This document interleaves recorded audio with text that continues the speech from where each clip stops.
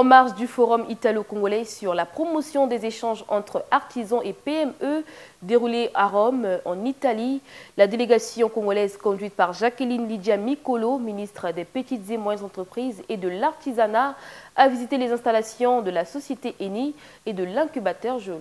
Regardez.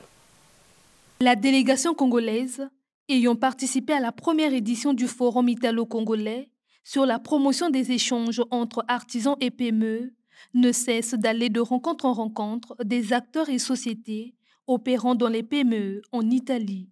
Pour ce faire, la ministre Jacqueline Lydia Mikolo et son ensemble étaient à la découverte du groupe ENI ce week-end, question de s'inspirer du savoir-faire de cette entreprise, réputée pour ses prouesses dans l'exploration, la production et la distribution du pétrole et du gaz. Cette visite a permis à l'écosystème des PME de s'imprégner des innovations entreprises de cette société sur le segment de la production agricole d'huile pour les bioraffineries. Avec ces nouvelles technologies, Eni vise à atteindre la neutralité carbone d'ici 2050 et à augmenter sa capacité de bioraffinage de 1,65 million de tonnes actuellement à plus de 5 millions de tonnes par an d'ici 2030. Nous avons eu l'occasion effectivement d'avoir un exposé des startups qui évoluent dans différents secteurs d'activité.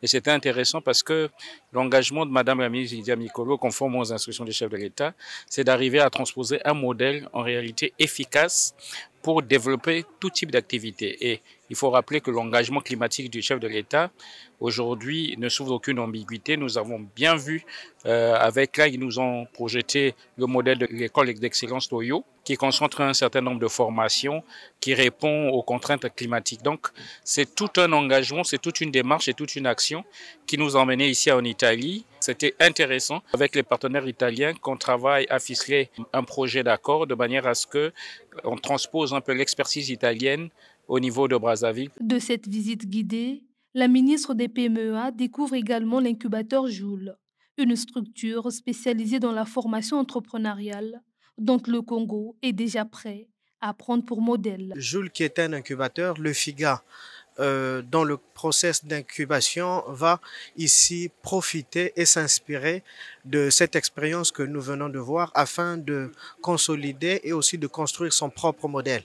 Nous avons accompagné et nous accompagnons aujourd'hui des porteurs d'idées, des startups, mais aujourd'hui avec l'expérience que nous venons de voir des exposés, des startups qui ont été incubées avec Jules nous permettrait de mieux affiner notre process d'incubation. Le groupe ENI fait partie des plus anciennes sociétés opérant au Congo, notamment avec son sous-ensemble ENI Congo, avec qui les autorités congolaises assurent en partie l'exercice des activités relevant du domaine des hydrocarbures.